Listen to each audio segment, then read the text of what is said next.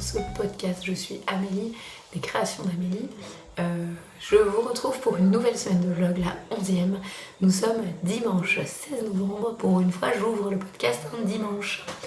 Donc j'enchaîne là. Donc je suis dans la même tenue que pour ma vidéo précédente. Donc je porte le gilet Belza cardigan de Atelier Amélie que j'ai tricoté il y a quelques années. C'est un mélange de mohair et fingering que j'aime beaucoup. Il me semble que c'est de la Flora de Drop et un mohair de chez Knitting for Olive peut-être. Je ne sais pas. J'ai un petit souci de voix, on verra si dans la semaine celle-ci daigne nous rejoindre. Et nous allons attaquer tout de suite avec les objectifs de cette semaine. Donc n'hésitez pas à monter le son. Donc je suis en ce moment sur mes aiguilles, nous avons le Moriarty de NCL Knit. Voilà, il est tissé et pour l'instant il n'est relié à aucune pelote puisque j'ai tricoté les emmanchures et les encolures la semaine dernière. Je vais donc reprendre mon tricot en rond et mon objectif, on va dire que j'aimerais bien faire, allez, 5 cm, ça me paraît assez raisonnable. Disons 5 cm, si ça va au-delà, ça va au-delà. J'arrive pas trop bien à me rendre compte en combien de temps je vais faire les 5 cm, donc peut-être que j'ajusterai au cours de la semaine. Ensuite, toujours dans la catégorie tricot, je suis actuellement sur une classique paire de chaussettes. Donc généralement c'est comme ça que je fonctionne, un gros projet, un petit projet. Voilà, donc la classique paire de chaussettes, je tricote actuellement des chaussettes issues du livre Champêtre de Marie-Christine Lévesque, Floriste il me semble. Et j'aimerais bien, écoutez, finir les diminutions du pied et puis pourquoi pas avancer un petit peu sur mon pied, au moins finir les diminutions. Il faut pas que j'avance trop vite parce que après il va falloir que je bobine pour la prochaine chaussette et j'ai un petit souci de matos et j'espère que cette semaine je vais avoir du matos. Alors cette semaine c'est une semaine un peu spéciale parce que samedi 22 novembre c'est mon anniversaire et donc au moment où vous verrez cette vidéo mon anniversaire sera passé et normalement je vous aurai montré, si j'espère peut-être éventuellement, sait-on jamais, j'ai eu des cadeaux en rapport avec une de mes passions. Voilà.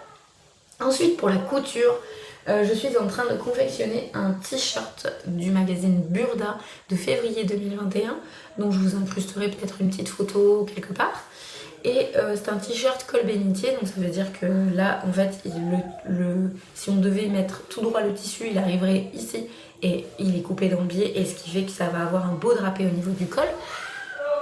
Je voulais le réaliser dans un jersey uni, c'est un grand échec puisque je n'avais pas assez de jersey, donc je le réalise dans un jersey rouille avec des petits oiseaux, voilà.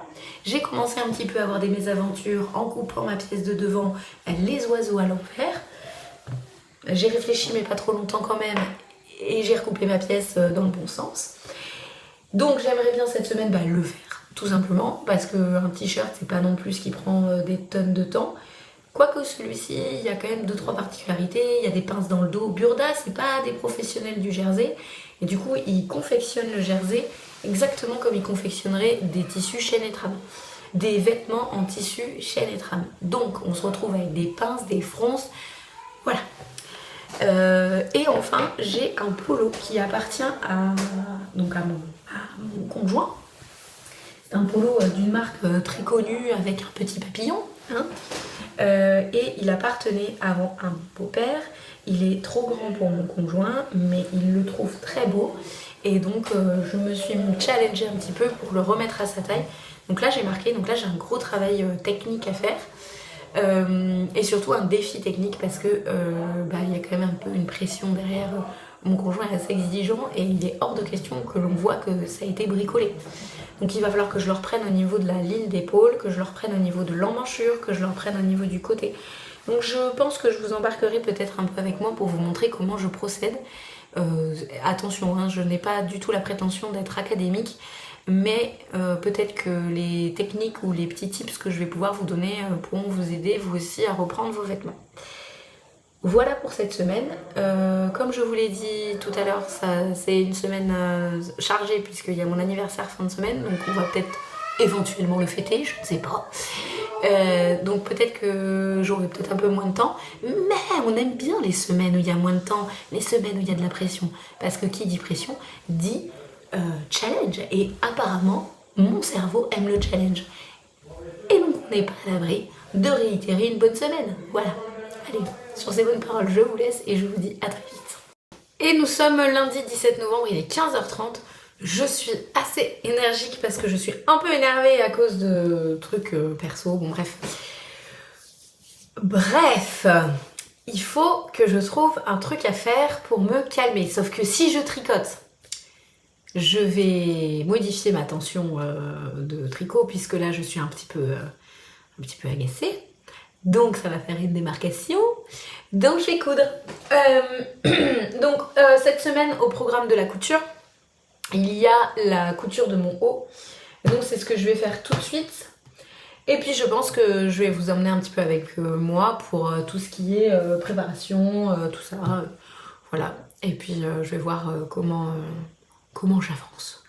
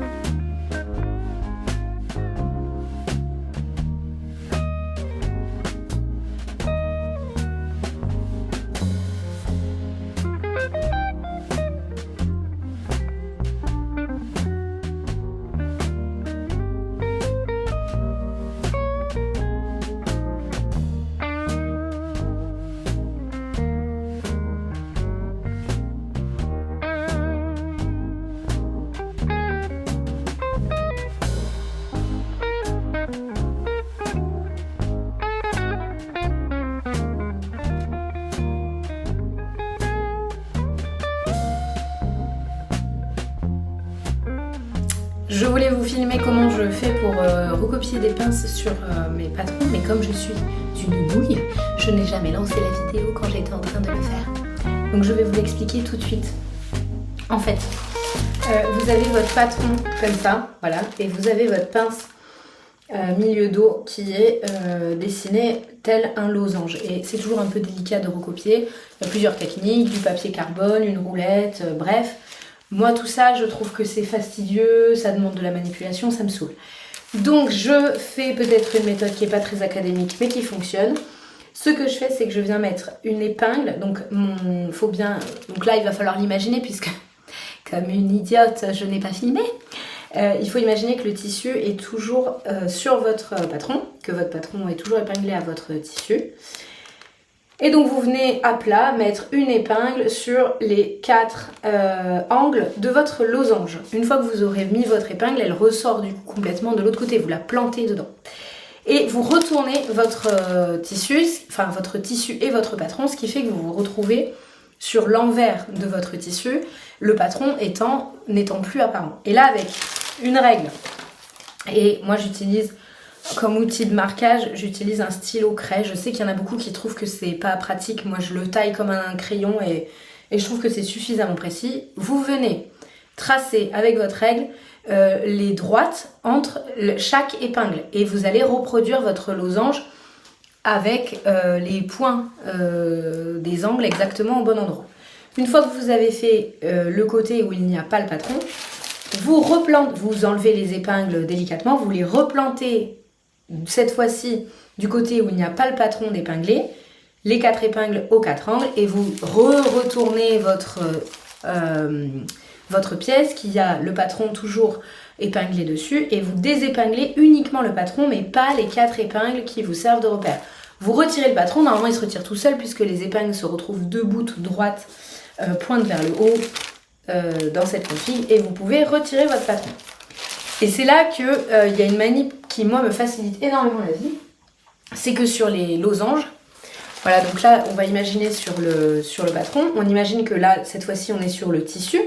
Sur les losanges, je viens noter un repère au milieu entre les deux angles de droite et de gauche. Admettons, il est par là.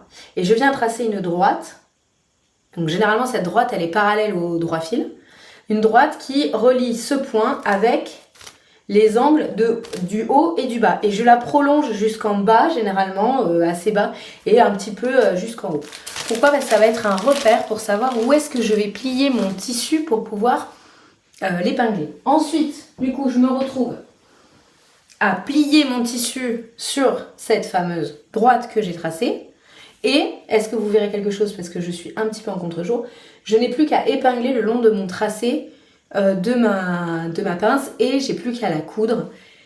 En fait, ça me facilite largement la vie. Là, pour faire ça, je l'ai fait en même temps que... Enfin, du coup, là, je prends le temps de vous réexpliquer, mais ça m'a pris, sans déconner, peut-être 5 minutes, quoi. Donc, honnêtement, c'est vraiment, pour moi, c'est la méthode la plus rapide que j'ai trouvée pour faire la recopie des pinces. Et j'utilise cette technique, que ce soit pour des pinces losanges ou des pinces standards, poitrine, dos, etc. Dès que je dois recopier quelque chose, même recopier l'emplacement d'une poche, je fais cette technique des épingles, enfin des épingles plantées dans le tissu et le patron pour me faire mes repères, retourner, marquer mes repères, etc. C'était l'astuce du jour.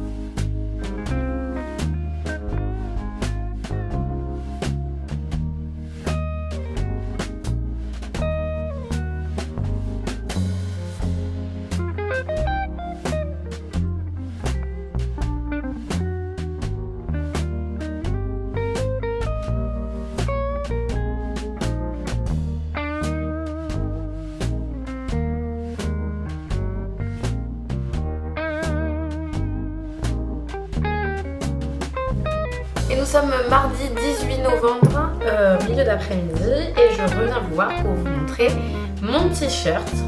Mais avant ça, je vais vous parler quand même de ce que je porte parce que c'est la même chose que ce que je portais hier. Et je voulais pas présenter, il me semble que j'étais un peu énervée hier, bon bref. Donc, je porte on va commencer par le châle. Le châle, c'est le châle Good Vibes de Nadia Crétin Le Chêne que j'ai tricoté en duo avec ma maman lors d'un call que l'on se fait en private pour nos anniversaires. Mais cette année, on en a discuté et on ne le fera pas parce qu'on a d'autres choses à faire. Voilà. Donc c'est le Good Vibes de Nadia Crétin Les Chênes que j'ai tricoté en laine. La jaune, c'est de la Mondim en partenariat avec La Bien-Aimée pour la teinture. Et la laine qui est bariolée, c'est de la... Je ne me rappelle plus. Manos del Uruguay, voilà, c'est revenu. Le coloris, je l'ai plus. Et j'avais acheté ces écheveaux lors d'un voyage au Portugal. J'avais directement été dans la boutique où ils vendent du Mondim et tout, à Lisbonne. Et voilà, je m'étais fait mon petit plaisir, c'était de ramener... j'avais ramené de la laine à chaussettes, de la Mondim classique en pelote. Et puis j'avais ramené un partenariat avec les laines de La Bien-Aimée et la Manos del Uruguay. Et avec, je porte par-dessus mon t-shirt, un gilet, je pense que le modèle vous l'avez déjà reconnu, c'est le Silverleaf Cardigan de, je n'ai plus le nom de la créatrice mais je vous l'afficherai par là, l'un des deux côtés, et il n'a pas été tricoté par moi, il a été tricoté par ma maman, c'est plus en quelle laine c'était, mais je sais que c'est du 100% acrylique. Voilà, ma demande était d'avoir un gilet jaune et il avait été tricoté il y a quelques années, puisque j'étais enceinte de ma fille, donc c'était il y a plus de 4 ans, puisqu'elle va avoir 4 ans et que j'étais enceinte. Voilà, elle avait fini, j'étais à peut-être 7 mois de grossesse, un truc comme ça. Donc voilà, donc j'aime bien là aujourd'hui, le point météo c'est un froid sec, il fait beau mais il fait froid. Et du coup on a ressorti les bonnets et tout et tout. Alors, pour revenir à ce pourquoi je venais aujourd'hui, voici mon t-shirt terminé. Voilà, je l'ai fini hier soir. Donc j'ai mis au total peut-être 2 bonnes heures à le coudre. Le plus long, ça a été vraiment de voir comment ça s'articulait, notamment au niveau de la parmenture dos et puis de faire les fronces qui sont de ce côté-là, vous voyez. Vous avez les fronces. Alors, si je reviens un peu en détail sur ce modèle, c'est un modèle de Burda du magazine de février 2021. Dans le précédent vlog, je vous ai montré ma recopie de patron et la découpe du tissu. Enfin, je vous ai expliqué. Vous êtes certaines à m'avoir dit que ça vous avait complètement découragé de faire du Burda. Voilà. Donc, il se compose de deux demi-dos. Demi-dos qui sont creusés au niveau de la cambrure, ce qui permet une vraie adaptation au niveau de la cambrure. On a 2 pinces dos, 2 manches normales, une parmenture pour le dos. Et le devant, c'est une seule et même pièce qui est coupée dans le biais, ce qui permet d'avoir ce magnifique col bénitier qui tombe très bien. Et des fronces à ce niveau-là. Voilà. Fronces que j'ai réalisées de manière tout à fait classique. Comme si c'était un tissu en fait chaîne et trame. Parce qu'il y a plusieurs manières de faire des fronces sur un tissu jersey. Vous pouvez les faire comme ça, mais du coup vous n'aurez plus d'élasticité dans votre tissu à ce niveau-là. Ou vous pouvez les faire avec de la laminette. La laminette, c'est un espèce de bout de caoutchouc transparent, ou pas, hein, des fois il n'est pas du tout transparent, qui va justement jouer le rôle de l'élastique, mais qui n'a pas pour vocation d'être comme un élastique à resserrer et à avoir en permanence une tension. Là, ça va juste permettre de garder l'élasticité naturelle du tissu, mais pas plus. Et puis après, vous avez les fronces à l'élastique, où là, vous avez vraiment toute l'élasticité de votre élastique qui est conservée, mais celle-ci, vous pouvez aussi les faire sur du tissu chaîne et trame, et vous aurez des fronces, du coup. Voilà. Pour l'intérieur, parce que j'aime bien quand même quand les choses sont bien finies, je vous dis ça, et on voit un gros fil. Et je vais vous expliquer pourquoi, parce que je ne l'ai pas rentré. Mais pourquoi surtout on voit un gros fil. Donc j'ai quasiment intégralement monté le t-shirt à la surjeteuse.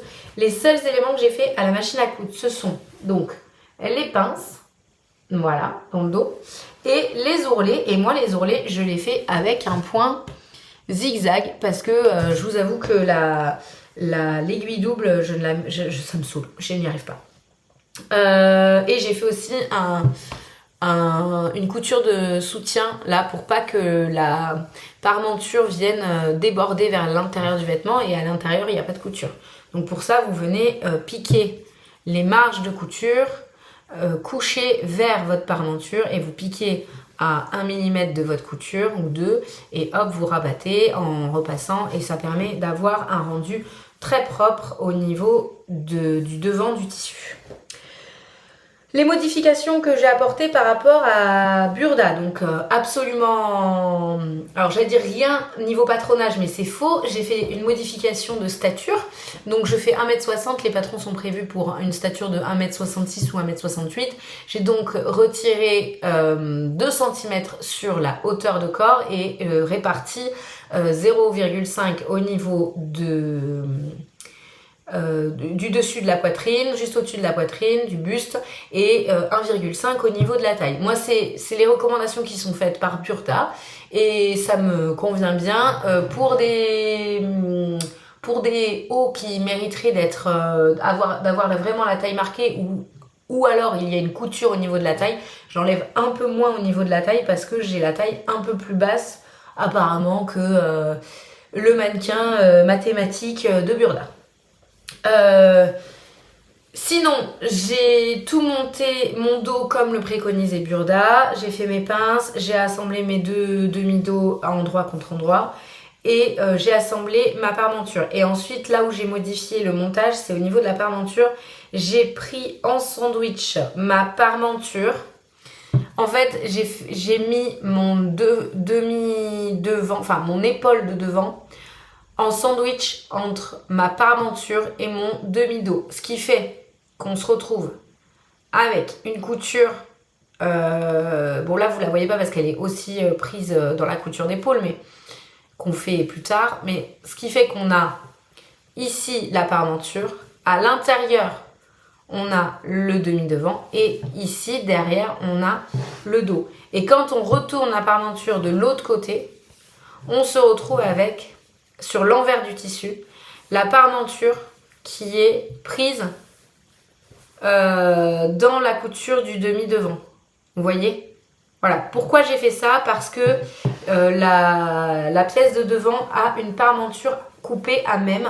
Ça veut dire qu'on n'a pas eu besoin de coudre une parmenture. Donc une parmenture, c'est une pièce qui est la recopie de la pièce principale, mais que l'on va utiliser sur l'envers pour faire des finitions plus propres. Donc là, vous voyez la parmenture, eh bien, elle va des épaules jusqu'à peu près la mi-poitrine, à peu près.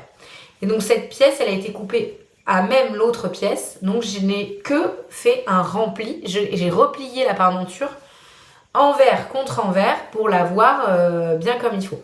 Et en faisant ça, si j'avais cousu comme le préconisait Burda, ici, je me serais retrouvée, en fait, il n'aurait pas fallu que je prenne ma parmenture dedans, et je me serais retrouvée avec la parmenture et son surjet à devoir coudre à la main, ou en tout cas à ce que ce soit apparent. Donc en faisant ça, au moins en une seule couture, tout est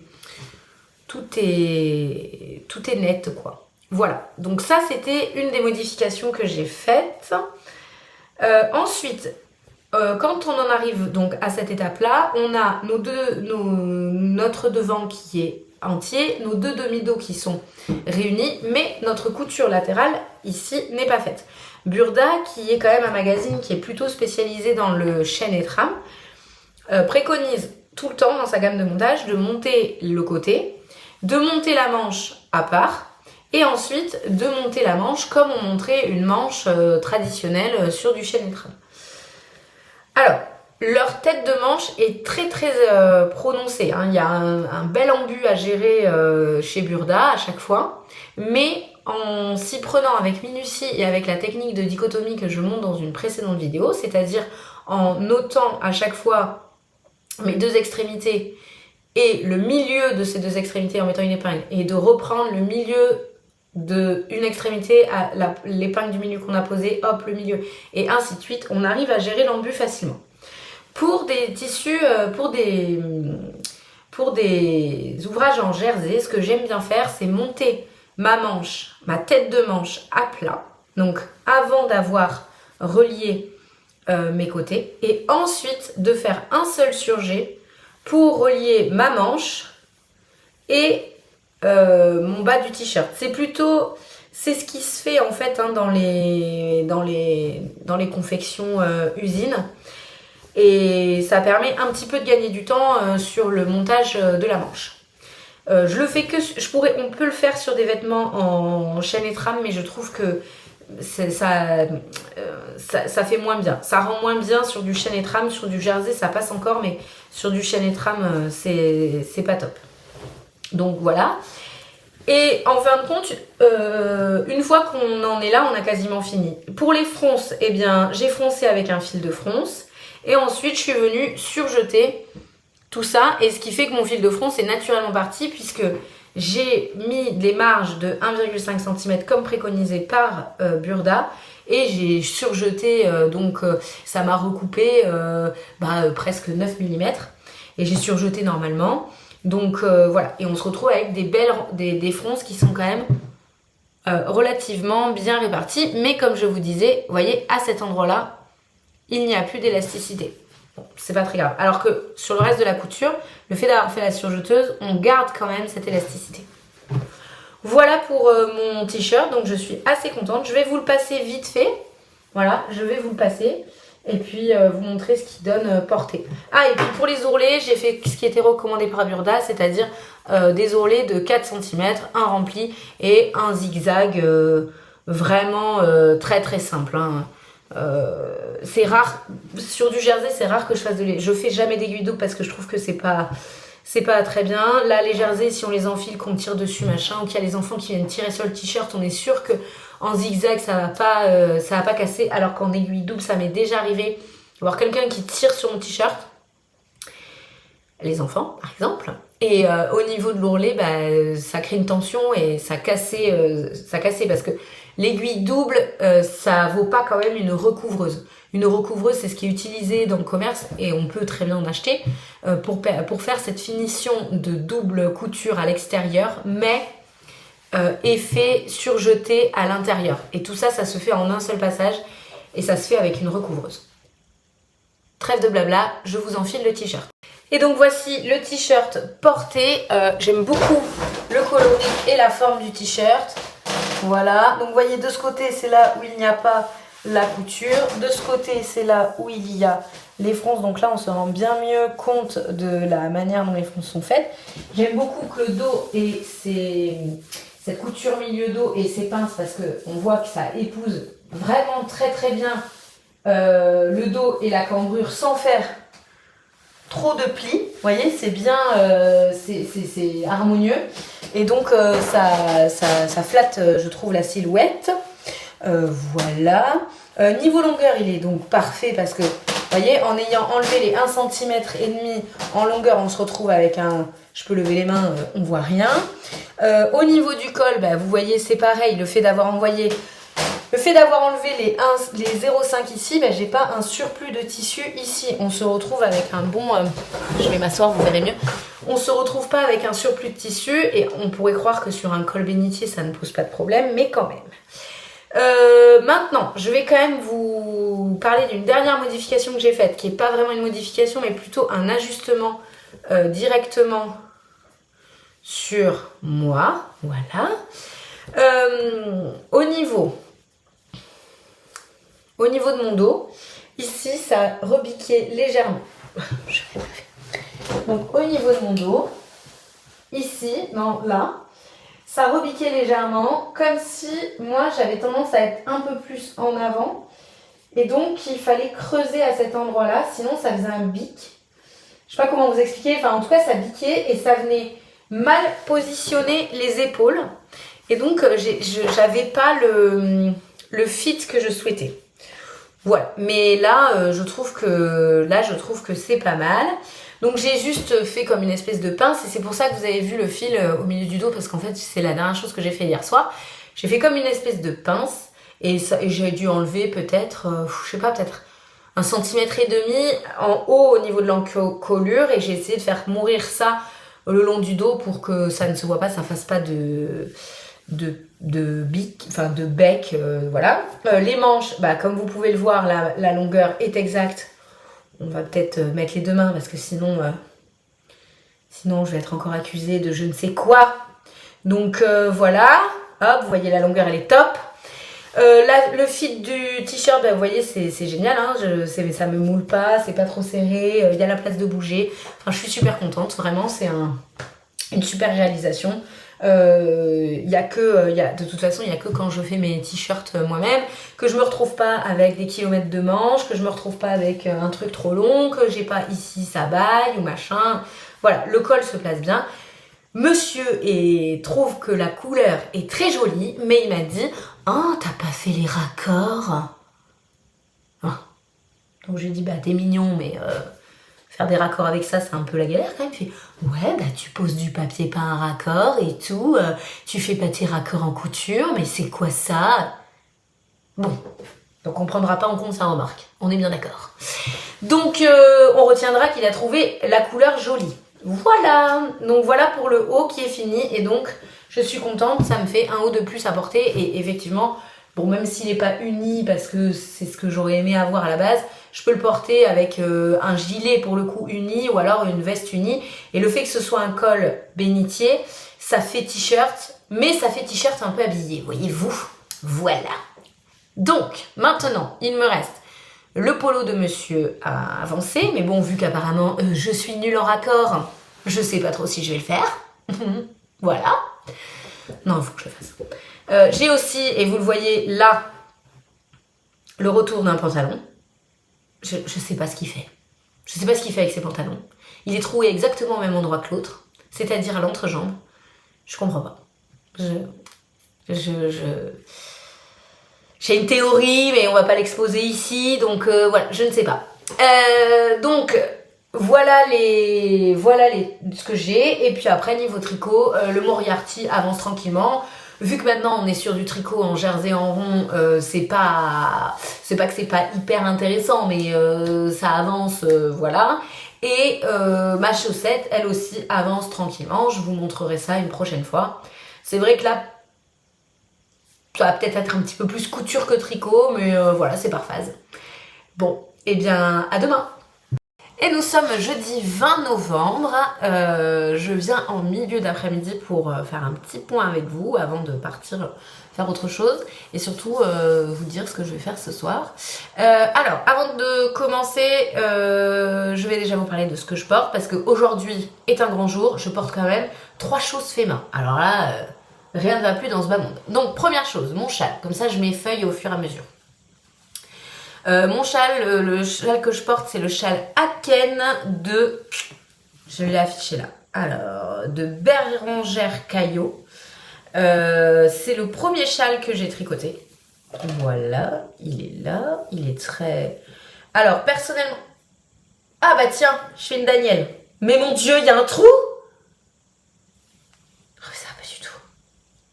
Mais qu'est-ce que j'ai branlé? Bon, bref.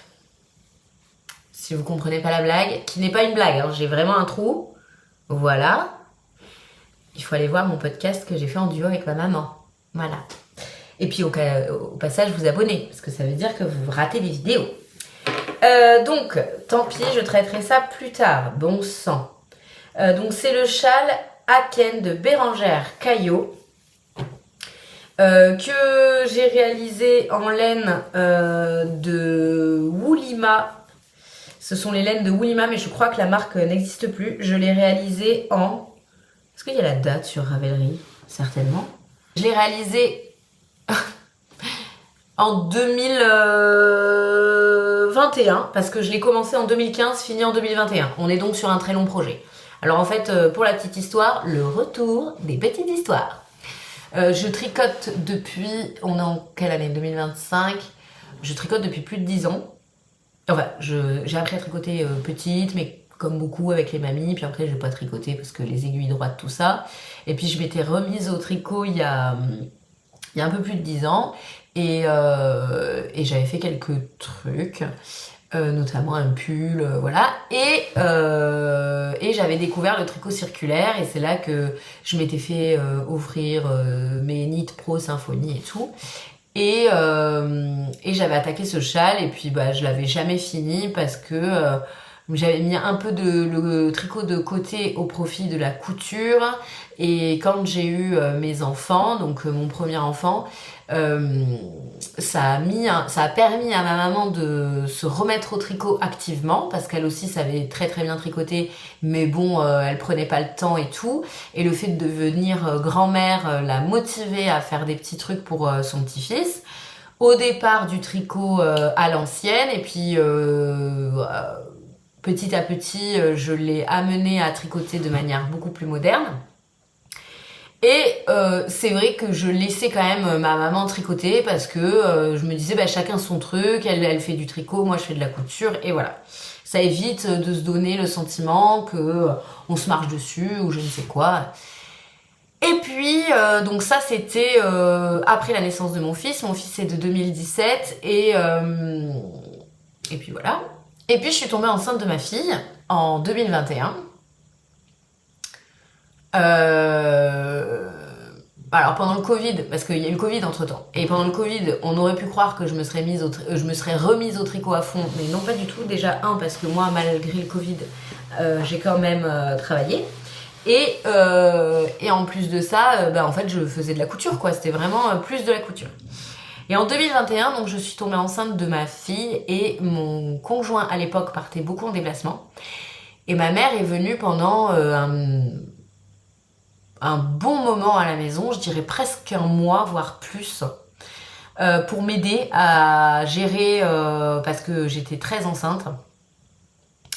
Mais enfin, très vite dans mes grossesses, je suis très enceinte quand même. Hein, voilà, on peut pas louper que je sois enceinte dès le départ, de toute façon. Hein.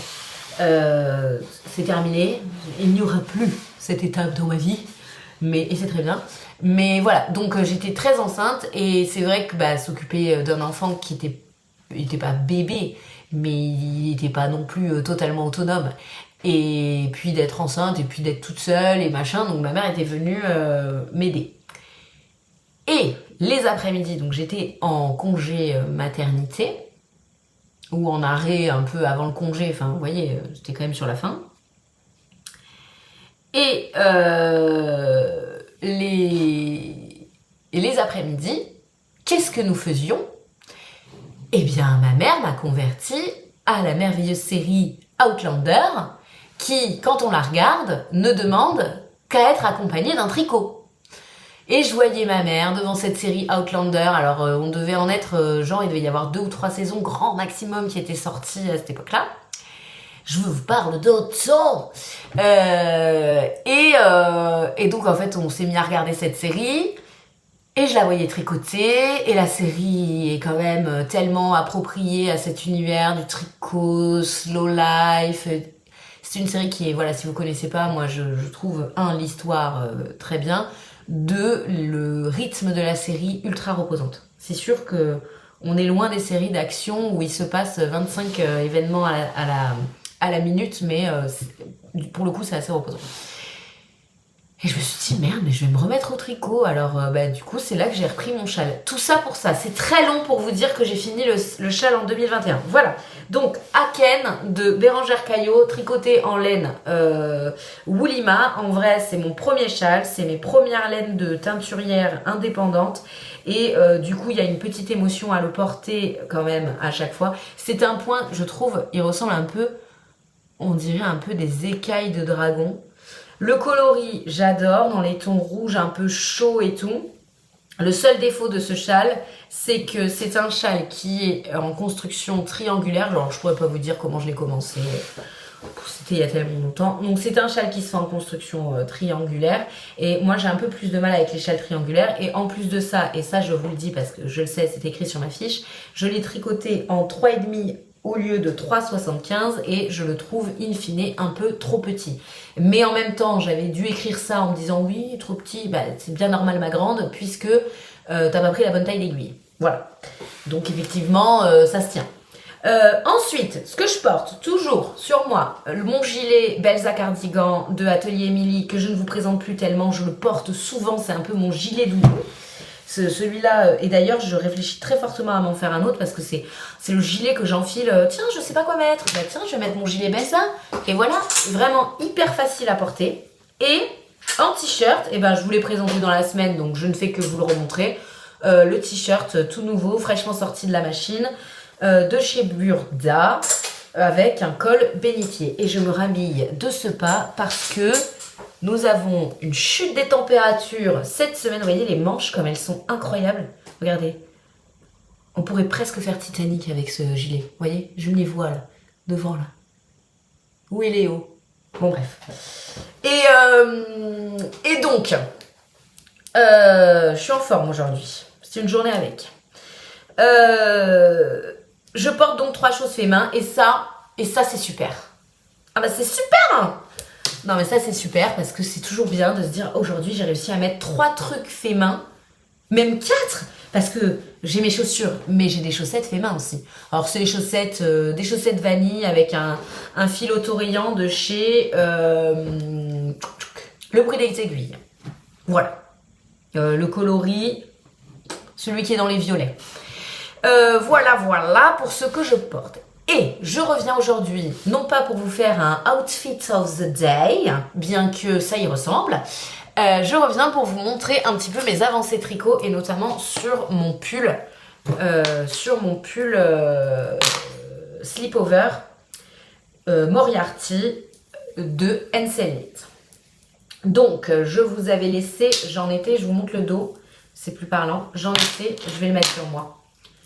Voilà, j'en étais au petit curseur ici.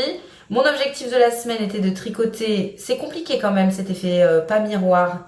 Alors, était de faire 5 cm de jersey en rond, parce que là on est parti sur du jersey en rond, voilà, au kilomètre. Donc j'avais pour objectif de faire 5 cm, bon j'y suis très très largement, hein. Je crois même que je suis à 6 là. Ouais, ça doit être un truc comme ça. Du coup, qu'est-ce que j'ai fait? J'ai fait des petits calculs.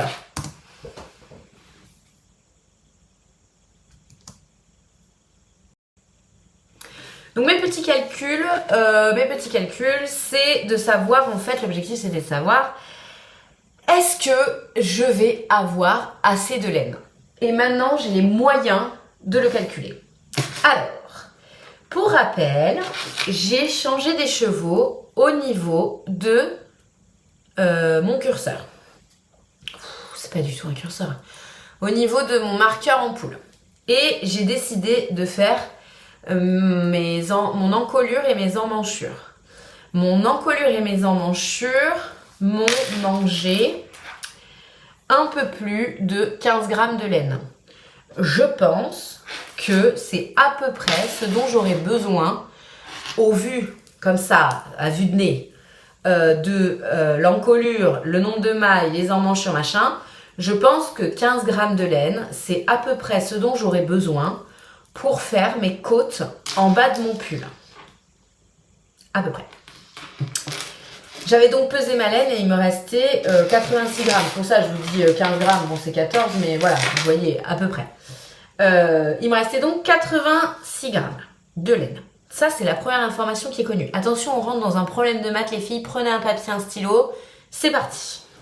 Donc, là, j'ai compté le nombre de rangs que j'avais fait depuis mon début des chevaux, enfin mon début de tricot en rond. Et j'ai fait 15 rangs. Très bien. J'ai pesé ma laine. Il me restait, parce que depuis j'ai retricoté bien sûr, il me restait 34 grammes. Non, rien à voir. Faux. On recommence. Il me restait 52 grammes de laine. J'ai donc utilisé 34 grammes pour faire 15 rangs. Parfait. J'avais à ce moment-là tricoté 5,5 cm. Donc, je suis au courant que 15 rangs, ça fait 5,5 cm. Et je suis au courant que 15 rangs, ça fait 34 grammes. Moi, j'aimerais bien tricoter, je crois que je pars... Alors ça, c'est la donnée qu'il faut que je vérifie sur mon autre Moriarty pour voir si effectivement c'est ça. Mais je crois que je pars sur un 25 cm avant côte. À ce moment-là, l'intégralité de mon tricot sous emmanchure fait plus que 5,5 cm puisque j'avais quand même un petit peu tricoté sous mes emmanchures avant de devoir changer les chevaux. Donc j'avais à ce moment-là 8 cm de tricoté. Donc il me restait 17 cm à tricoter. Après, vous faites un petit calcul en croix avec toutes ces données que vous avez. Vu qu'il me restait 17 cm à tricoter, qu'on sait que 15 rangs ça fait 5,5 cm, calcul en croix, il faut donc que j'effectue 46 rangs de plus avant les côtes. Très bien. 46 rangs, ça représente combien de grammes de laine? Et bien là, encore une fois, je peux faire le calcul en croix, puisque je sais que 15 rangs est égal à 34 grammes. 15 rangs est égal à 34 grammes, donc 46 rangs est égal à 104 grammes. C'est donc, et ça c'est sans compter les côtes, c'est donc sans appel, il me manquera de la laine, puisqu'il m'en reste 52 grammes. Voilà. Oui, il va me manquer 50 grammes de laine. Voilà. Donc, 50 grammes de laine, c'est moins d'un écheveau. Hein. Il me semble, je pense avoir ce qu'il me faut, mais je pense que même si on va se rapprocher très fortement du coloris, on ne sera jamais sur exactement le même coloris, puisqu'en plus, ce ne sera pas la même teinturière qui sera ma fournisseuse de laine. Et c'est là qu'intervient un podcast que j'ai vu il n'y a pas très longtemps, de Audrey Lovenit, où elle montre un pull qu'elle a fait, enfin c'est un patron qu'elle a fait, où il y a plusieurs coloris et il y a une espèce de dégradé qui se fait, mais c'est pas un écheveau gradient qu'elle utilise, c'est plusieurs écheveaux je crois que c'est 2 écheveaux de couleurs différentes. Et dans le patron, il y a une technique pour arriver à faire cette espèce de dégradé. Et la technique marche très très bien. Et comme moi je suis vraiment sur les mêmes tons, je pense que si j'alterne mes écheveaux, ça risque quand même de se voir, puisque c'est ni le même bain, ni la même teinturière, ni tout ça. Donc je pense que je vais utiliser la méthode qui a été expliquée par Audrey Lovenit dans un de ses podcasts, où elle explique que, donc en plus c'est très approprié puisque je tricote en double, donc ça marche que si vous tricotez en double. Pendant 2 tours, elle tricote en double avec, alors on va dire, voilà, vous projetez de faire ce mélange. Vous tricotez 2 tours en double avec cette couleur, avec les 2 fils de la même couleur. Vous tricotez les 2 rangs suivants avec un fil de votre couleur et un fil de la nouvelle couleur à inclure. Vous tricotez les 2 rangs suivants avec les 2 fils de la couleur sortante. Vous tricotez les 2 rangs suivants avec, toujours pareil, un fil de la couleur entrante et un fil de la couleur sortante. Et vous tricotez les 2 rangs suivants avec les 2 fils de la couleur entrante. Et là, voilà. Et vous retricotez. Et je crois et alors c'est là qu'il faudra que je réécoute le podcast d'Audrey. Mais je crois qu'il faut retricoter encore 2 rangs avec un fil entrant, un fil sortant. Et là après vous tricotez avec 2 fils entrants et celui qui sort il est sorti quoi. Je crois que ça donne un truc comme ça. Ce qui fait que en fait vous allez avoir un mélange de couleurs qui va se faire dans votre tricot puisque vous tricotez avec 2 fils et naturellement ça va être diffus. Donc voilà. Et je vais essayer de voir donc pour vous dire la vérité, rien que la vérité. Mon anniversaire étant samedi, j'aurai enfin, alléluia, le droit d'ouvrir mon colis qui est là, que je vois tous les matins. C'est horrible, c'est une torture. Et donc j'aurai le droit d'ouvrir et de regarder un petit peu ce que c'est. Et quitte à être sûre que j'aurai pas assez de laine, autant essayer de faire en sorte de faire croire que c'est fait exprès et donc de placer cette espèce de fade, enfin ce faux fade en fait, intelligemment. C'est-à-dire que là, vous voyez, il faudrait que je l'essaye. Mais j'aimerais bien que le faux dégradé commence en dessous des seins. Au-dessus, ça ferait drôle. Vous n'avez pas de poitrine, c'est pas grave. Mais si vous avez de la poitrine comme moi, vous voyez les hauts quand ils me moulent. Alors si en plus de ça, j'ai une ligne au milieu, c'est bon, j'ai qu'à mettre des spots, allez-y, regardez quoi. Messieurs, régalez-vous. Bon, donc je fais pas ça. Et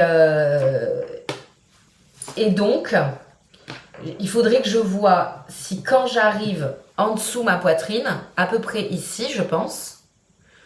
Donc là, à vue de nez, à peu près à une quinzaine de centimètres, hein. Un peu plus qu'une... Ouais, non, parce que là, c'est des emmanchures tombantes. Alors, voilà, que je vois à peu près où est-ce que j'en suis de ma laine. Et si du coup, j'aurais assez... si en swappant de laine, j'aurais assez... j'aurai des restes. Ça, j'ai bien conscience que du coup, d'un projet où je devais être ric-rac en laine, je vais certainement avoir des restes. Mais c'est pas très grave parce que, vous voyez, ça, c'est de la laine à chaussettes. Donc, ce sera carrément reclaqué dans une chaussette très très facilement. En plus, maintenant que j'ai des doodle cards, et ben, je vais pouvoir faire des jacquards de la folie. Et, l'autre laine, pareil, hein, c'est du rose fluo. A priori, je devrais arriver à le réutiliser. Donc voilà, je voulais vous expliquer ça parce que les calculs, je les ai faits il y a pas très longtemps. Donc ma feuille ressemble à rien. Il y a des numéros de téléphone au milieu de ma feuille, il y a des codes de connexion et tout. Donc je voulais vous le dire avant que je comprenne moi-même plus ce que j'ai écrit. Voilà. Et puis c'est tout. Et là, du coup, j'ai rempli mon objectif au niveau du pull. Au niveau de la chaussette, je vous la montre pas parce que je l'ai pas là. Et je pense que de toute façon, la chaussette, je vous la montrerai. Maintenant, je vous montrerai mes chaussettes en début de vidéo et en fin de vidéo. Parce que vous montrez à chaque fois une chaussette. J'ai fait 4 ans. Ah là, j'ai fait 2 rangs. Aucun intérêt. Donc, à moins que ce soit du jacquard et qu'il y ait réellement un intérêt à vous montrer l'avancée. Mais là, pas du tout. Donc, la chaussette, pareil, j'ai rempli mon objectif de finir mes diminutions d'après talon. Et là, je suis sur du tricot en rond, tranquille. La problématique, c'est que comme j'ai défait ma première chaussette, j'ai pas trop bien compté mes rangs. Je crois qu'on va être sur une deuxième chaussette qui va être approximativement de la même taille que l'autre. Voilà. Le plan ce soir, parce que là il est 15h et que j'ai des choses à faire. Le plan ce soir, c'est de m'attarder un peu plus longuement sur le polo de monsieur. J'ai pris les mensurations donc la semaine dernière et là, en gros, ce soir, le plan, j'aimerais vous emmener avec moi et pas faire la mongolitos et activer ma caméra. Ça, c'est le premier truc. 2, bon, ça dépend que de moi. Tout dépend que de moi d'ailleurs. 2, je voudrais donc marquer les modifications que j'entreprends de faire et les comparer à un polo qui possède déjà. Pour être sûr qu'il lui va et qu'il possède. Pour être sûr que je me lance pas comme ça de manière... c'est pas aléatoire, mais pour être sûr de mon coup, quoi. Voilà. Et éventuellement commencer à couper. Éventuellement. On verra. Parce qu'en fait, je vais même pas m'embêter à découdre. Il y a plus d'une marge de couture à enlever, autant que je coupe. Enfin, il y a plus de 2 marges de couture. Là. Je ne compte pas la marge de couture qui est déjà cousue. Il y a plus qu'une marge de couture après. Donc, je vais même pas m'embêter à découdre. Voilà, voilà. Donc, eh ben, écoutez, je reviens ce soir. Je l'espère. Et puis, à plus tard. Nous sommes samedi 22 novembre. Joyeux anniversaire à moi. Je viens, avant de vous montrer mes beaux cadeaux que j'ai eus, je reviens surtout pour attaquer le polo de mon chéri, que je n'ai pas fait du coup, comme il était annoncé vendredi. Et donc je vous emmène avec moi, je vais essayer de filmer, et peut-être même de faire une voix off. On va voir. Alors, je suis en plein montage, donc petite intermède. Je sais pas ce que j'ai fait avec mes vidéos, en tout cas j'ai perdu les rushs de début de modification du polo. Donc je vais vous l'expliquer là. En gros j'ai pris le polo, j'avais fait des marquages, et pour m'assurer que les marquages étaient bons, j'ai pris un polo de la même marque que posé, qui va à mon conjoint et qu'il possède déjà. Je l'ai mis sur l'envers. Je l'ai plié en deux, de sorte à mettre en valeur le milieu devant et le milieu dos. Et en fait, je l'ai posé sur le polo que je dois modifier, qui lui aussi était plié en deux. Et je les ai alignés, j'ai aligné les milieux devant. Donc ça m'a permis de me rendre compte que j'avais effectivement pris les bonnes mesures. Et j'ai retracé intégralement l'emmanchure et la couture de côté. Et également, j'ai recoupé facile 5 cm sur le bas. Et donc là, vous me voyez, une fois que j'ai tout coupé, j'ai également retracé du coup la tête de manche, pareil en me basant sur la tête de manche du polo existant. Et c'est vraiment dommage que j'ai pas filmé, enfin, je suis vraiment très très dégoûtée d'avoir perdu ces vidéos parce que j'aurais vraiment apprécié pouvoir vous montrer ce que j'ai fait. Et donc là, les prochaines vidéos, j'en suis à l'étape de la couture.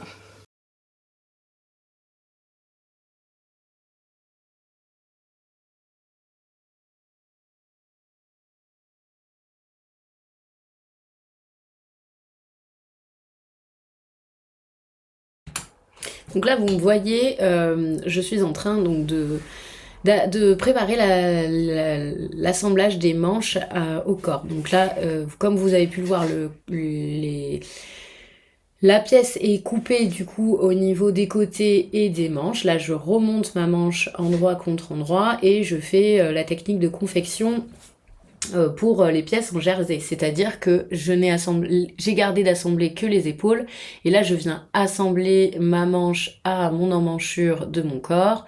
Étant donné que j'ai aucun marquage, etc., je m'assure bien que le milieu de ma manche est bien au niveau de ma couture d'épaule et avec la même technique de dichotomie que vous m'avez vu faire pour ma veste, je vais venir, alors cette fois-ci pas épingler mais mettre des pinces spéciales parce que derrière je vais passer sur la surjeteuse et que je n'ai pas envie d'abîmer mon couteau. Donc vous me voyez mettre des pinces absolument partout et je vais faire ça également sur la deuxième manche. Et là maintenant, on me voit passer à la surjeteuse et c'est parti. J'attaque la coupe-couture en une seule traite. Alors là, c'est facile. Moi, je me suis arrangée pour garder vraiment que 0,8 mm de marge. Donc, je réfléchis même pas. J'y vais et je couds ma manche à mon emmanchure. Pourquoi du coup on voit toute l'utilité de ces pinces, c'est que ça me force à ne pas oublier qu'il y a une épingle et à ce que celle-ci ne passe pas sous mon couteau. Je passe aussi un coup de surjeteuse sur le bas de mon ouvrage parce que derrière je vais faire l'ourlet avant d'assembler les côtés puisque sur ce type de modèle de vêtements il y a une fente en bas des deux côtés. Voilà, donc je fais cette étape tout de suite. Hop, je disparais quelques instants pour épingler mes pièces afin de faire les coutures de côté. Et vous allez me revoir revenir dans pas très longtemps, je l'espère. En attendant, n'hésitez pas à me dire si vous appréciez ce type de vidéo où je fais une voix off pendant que vous me voyez travailler. Et puis éventuellement que je filme un peu plus mes étapes parce que là c'est quand même un petit échec cette affaire. Donc voilà, je vais revenir d'ici quelques instants. Hop, je suis de retour et j'assemble du coup mes côtés entre eux. Et là, mes côtés, je les assemble d'une traite en faisant ma couture de côté de corps et ma couture de manche. Là, vous voyez, on passe l'étape fatidique de la jonction de la couture d'emmanchure. Donc, on fait bien attention à ce que tout soit aligné pour qu'on ait une croix parfaite. Pareil, ici, au niveau du poignet de manche, je fais attention à ce que rien ne se décale et pour ça, j'utilise une petite pince pour m'aider à guider. Je fais pareil de l'autre côté, j'aligne tout comme il faut. Et il y a toujours un côté qui est plus facile à passer que l'autre. Je fais donc le deuxième côté et en fait rien qu'avec cette couture déjà on se retrouve avec un vêtement qui a la tête d'un vêtement et que l'on peut essayer. C'est d'ailleurs à cette étape que j'ai fait valider par mon conjoint la coupe et il était super content et derrière j'ai terminé tranquillement en faisant l'ourlet et la fente qui m'ont demandé un petit peu de réflexion. C'est celui de chez Rascol en bois de rose. Je ne l'ai pas encore testé mais je pense qu'il va être impeccable. Et j'ai eu, comme je vous l'ai dit, un colis de laine de la part de Cinécolor. Cinécolor qui est une teinturière de laine qui vient juste d'ouvrir sa boutique et je vous mettrai le lien en barre d'infos. Et qui m'a envoyé pour me dépanner ce magnifique rose fluo qui correspond parfaitement pour finir mon Moriarty et pour me faire plaisir pour mon anniversaire qui sort de, je crois, c'est sa nouvelle collection. 7 écheveaux de Speckle. Il est vraiment magnifique. J'essaie de voir si ça fait le point. Ouais. Alors c'est un 75-25 et elle est garantie sans museling. Et d'après ce que j'ai compris, le museling c'est un traitement en fait c'est une maltraitance animale. Et donc une laine qui est garantie sans museling et donc garantie sans maltraitance animale. Si j'ai tout compris. Voilà, moi j'adore. Et j'ai eu aussi un petit Progress Keeper. Voilà, alors attendez, hop. Très bien. Et donc je vais pouvoir l'utiliser. On fait le point du coup sur les objectifs. Je me dépêche parce que je sais pas si vous entendez le bazar, mais j'ai du monde. Alors.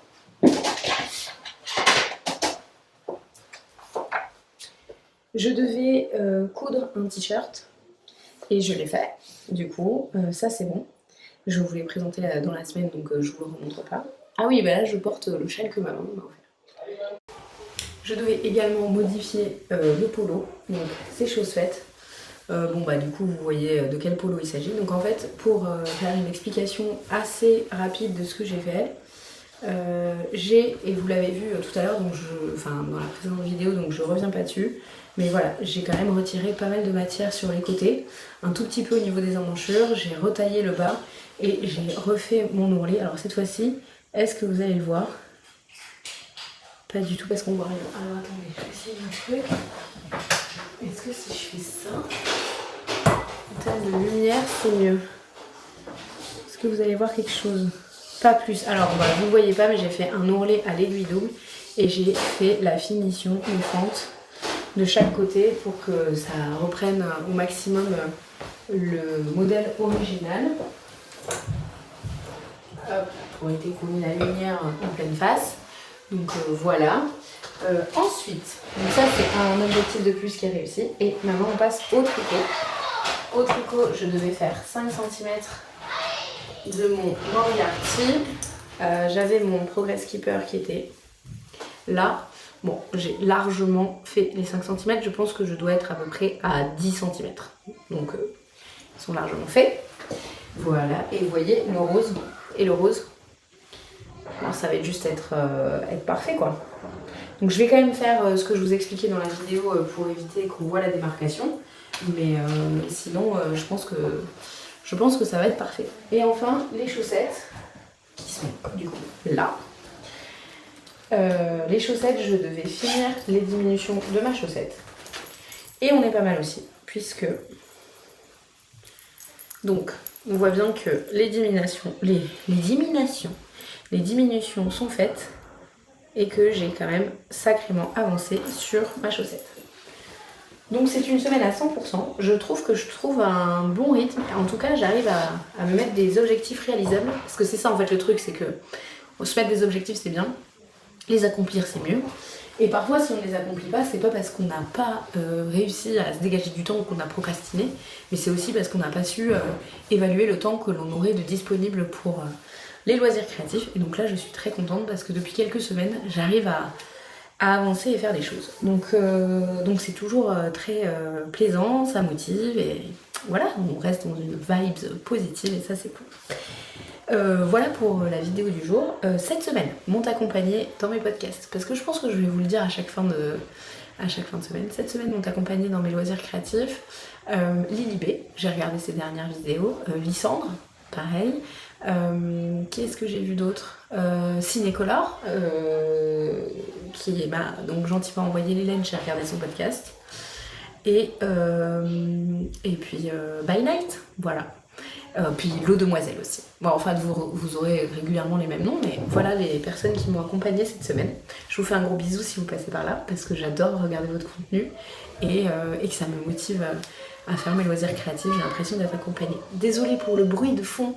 Il y a de la vie dans la maison, il y a des enfants, tout ça. Et c'est l'heure 19h30 où ça envoie du bois. Voilà, à la semaine prochaine. Bisous, bisous.